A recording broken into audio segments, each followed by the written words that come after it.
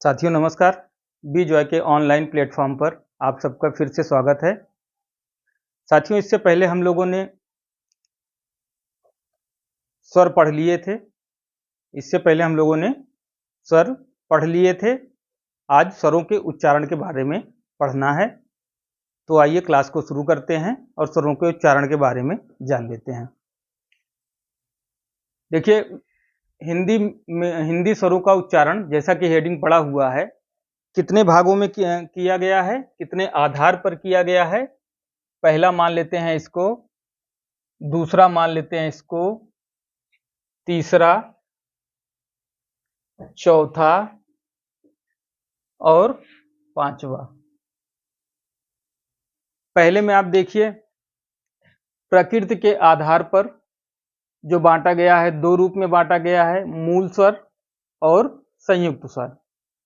ठीक है। मूल स्वर का मतलब ये है कि जिसमें स्वर मूल रूप में रहते हैं और मतलब किसी और स्वर की जरूरत नहीं लगती है, जैसे आ, ई, उ, री। एग्जाम में अगर आपसे पूछता है मूल स्वर कितने होते हैं, तो आप पूरे स्वरों के बारे में नहीं बताएंगे, केवल इन्हीं चार स्वरों के बारे में बताएंगे। केवल इन्हीं चार स्वरों को मूल स्वर कहा जाता है। आ, ई, उ, री, चार स्वर हैं, इनको मूल स्वर कहा जाता है। संयुक्त स्वर या संधि स्वर भी इन्हें कहते हैं। संयुक्त स्वर को या फिर संधि स्वर का उपयोग हम लोग जब संधि विच्छेद करेंगे तो उसमें भी आता है। और संयुक्त या संधि स्वर कितने होते हैं? 7 होते हैं। कौन कौन से? आ, ई, उ, ए, ऐ, ओ, औ। कैसे बनते हैं? जैसे आ, जिसे आप बड़ा आ भी कहते हैं, दो अ मिलके एक बड़ा आ बना, दो ई मिलके छोटी ई मिलके एक बड़ी ई, दो छोटा ऊ मिलके एक बड़ा ऊ। अब ए कैसे बनता है? ए में आ और ई होता है, तब ए बनता है। अब ए और आ मिलकर के ऐ बनता है। आ और उ मिलके ओ बनता है, जैसा कि बोलने में भी आ रहा है, औ या औ, आओ। अब आ और ओ मिलके औ बन गया। आ और ए मिलके ऐ बन गया। आ ई मिलके ऐ बन गया, ए बन गया, ए। ठीक है। ए ऐ ओ औ। आ ई उ ए ऐ ओ औ। 7 हो गए। 7 ये, 4 ये। काउंट करेंगे तो आपका कितने स्वर हो जाएंगे? 11 स्वर। स्वर कितने होते हैं? 11। तो 11 आपका ये कंप्लीट हो जाएगा। ठीक है। इसी तरह से आप आ जाइए अगले वाले में। मात्रा या उच्चारण में लगने वाले समय के आधार पर, इसको हम लोगों ने पहले भी पढ़ा है। ठीक है। ह्रस्व स्वर, दीर्घ स्वर, प्लुत स्वर।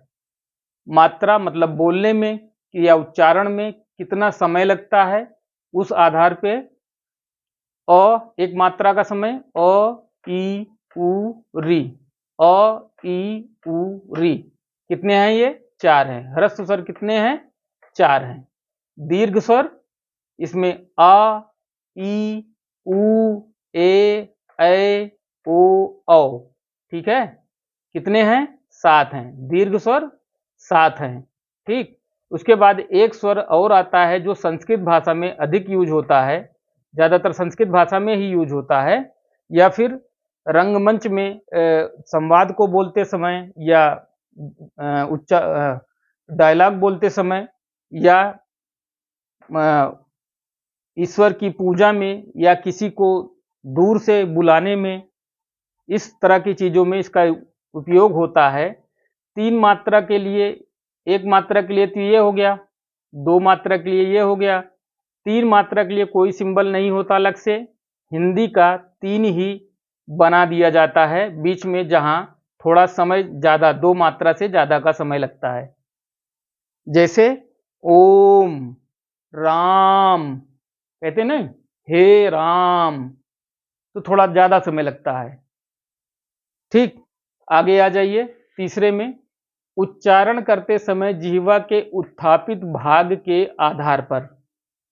ठीक है, मतलब उच्चारण में आपके जिह्वा का कौन सा भाग उत्थापित हो रहा है। अगर यहाँ पर मैं जिह्वा बना दूं तो आप लोग थोड़ा सा समझने का प्रयास कीजिएगा। अगर एक जिह्वा यहाँ पे बना दूं, ऐसे एक जिह्वा बना दूं, ये ऐसे, थोड़ा समझने का प्रयास कीजिएगा। ये आगे वाला भाग, ये मध्य भाग, ये पश्च भाग। ठीक है, तो इसको अग्र कहेंगे, इसको अग्र आप लोग कह लीजिए, या आगे वाला भाग, इसको मध्य कह लीजिए, इसको पश्च कह लीजिए। ठीक है, कितने भाग में बटा है? अग्र भाग, मध्य भाग और पश्च भाग। तो इसमें जिह्वा का आगे वाला भाग जहां उठता है, आगे ऊपर दांत के ऊपर या तालू में जाके टच होता है, ई, ए, ये आगे अग्र भाग जो है जीभ का आगे का भाग टच करता है उसमें, और मध्य भाग में अ, पश्च भाग में आ, उ, ई, ओ, औ, आ। पश्च भाग का मतलब यहां तक पूरा लगभग कंठ तक आ जाता है, पश्च भाग हो गया। मध्य भाग थोड़ा सा इधर आ जाता है, ऐसे मान लीजिए अग्रभाग ये हो गया। ठीक है, तो जिह्वा का कौन सा भाग, ठीक है, ऊपर उठ रहा है, उस आधार पर इसको बांटा जा रहा है। तो जिह्वा का अगर अग्र भाग ऊपर उठ रहा है तो उसमें 1, 2, 3, 4 ये ई, ए आएंगे। मध्य भाग जब उठ रहा है उसमें केवल अ आएगा।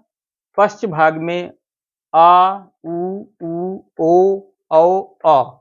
यहाँ पर री की जगह पे अ आ गया है, जो आगत स्वर है। क्या है ये? आगत स्वर है। आप काउंट करेंगे, 4, 1 5 और 6, कितने हो गए? 11। कितने हो गए? 11। 11 स्वर यहाँ भी आपके पूरे हो गए। अब जिह्वा की ऊंचाई के आधार पर चौथा देख लेते हैं। जिह्वा की ऊंचाई के आधार पर, तो जिह्वा की ऊंचाई के आधार पर इसको 4 भागों में बांटा गया है: विवृत, अर्धविवृत, अर्धसंवृत और संवृत। जिह्वा की ऊंचाई के आधार के मतलब ये होता है कि आपकी जिह्वा मुंह में कितना उठती है, तालू की तरफ कितना उठती है, उस आधार पर इसको बांटा गया है। जैसे अ में जिह्वा लगभग फ्लैट रहती है, ऊपर ज्यादा नहीं उठती है। ठीक है, तो उसको विवृत यानी ओपन, यानी जीभ आपकी सीधी रहती है लगभग, इसलिए ओपन कहा गया है, विवृत कहा गया है। अर्धविवृत मतलब आधा ओपन, मतलब थोड़ा से उठती है। आ, ए, ओ, आ, ए, औ और आ। ये अ क्या है? आगत ध्वनि है, जो कि यहां पर भी हमने यूज किया था। आ आगत ध्वनि है। अ, ए, औ, अ। ठीक है। अर्धसंवृत, संवृत का मतलब होता है क्लोज्ड, मतलब ये जाके आपके तालू में लगभग टच कर जाती है, बंद हो जाती है। तो आधा बंद होने का मतलब, अर्धसंवृत का मतलब आधा बंद। ओ ए मतलब ऊपर जाती है लेकिन इतना ज्यादा नहीं जाती कि वो क्लोज्ड हो जाए।